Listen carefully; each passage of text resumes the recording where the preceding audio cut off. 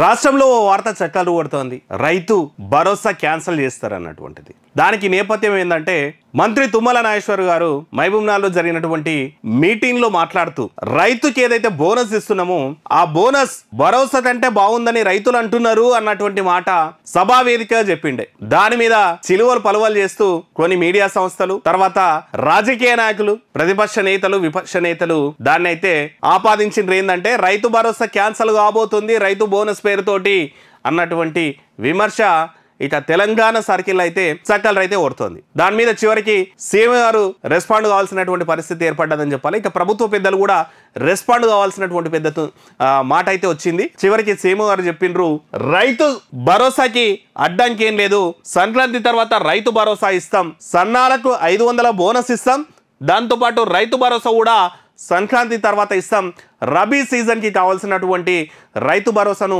ఈ సీజన్ నుంచి ఇస్తామని కూడా ప్రకటించిండు. ఇక తెలంగాణ రైతులకి ఓ అడ్వైజ్ కూడా చేసిండు. సోనా, బీపీటీ, హెచ్ఎంటీ రకాలు పండించాలని రైతులకి విజ్ఞప్తి కూడా చేసిండు. ఇప్పటి వరకు నిన్న మొన్నటి వరకు ఆరోపణ విమర్శ అయితే ఉంటుండే, 2 లక్షల రుణమాఫీ చేస్తామని చెప్పేసి అది చేయలేదు అన్నటువంటి ఉండే. కొన్ని టెక్నికల్ ఇష్యూస్ వల్ల ఇన్ని రోజులు ఆపినం రైతు రుణమాఫీ అనేటువంటిది. సో ఆ టెక్నికల్ ఇష్యూస్ అన్నిటిని కూడా క్లియర్ చేసేస్తూ మొన్న మహబూబ్నగర్ వేదికగా సంబంధించి రైతు మాఫీకి సంబంధించినటువంటిది 2 లక్షల రూపాయల వరకు ఉన్నటువంటి అన్ని రుణాలు కూడా 100% కూడా మాఫీ చేసామని సీఎం అయితే ప్రకటించినటువంటి నేపథ్యం ఉంది. ఇక 2023లో వానకాలంలో ఆనాటి బీఆర్ఎస్ ప్రభుత్వం ఎగ్గొట్టినటువంటి రైతు బంధును మా గవర్నమెంట్ వచ్చిన తర్వాత కూడా మేము ఇచ్చేసాం అన్నటువంటి మాట కూడా చెప్పారు సీఎం. సో ఇది మొత్తం మీద రైతులైతే ఇది గుడ్ న్యూస్ అని చెప్పొచ్చు. ఈ సంక్రాంతి నుంచి, ఈ రబీ సీజన్ నుంచి రైతు భరోసా అయితే వస్తుంది.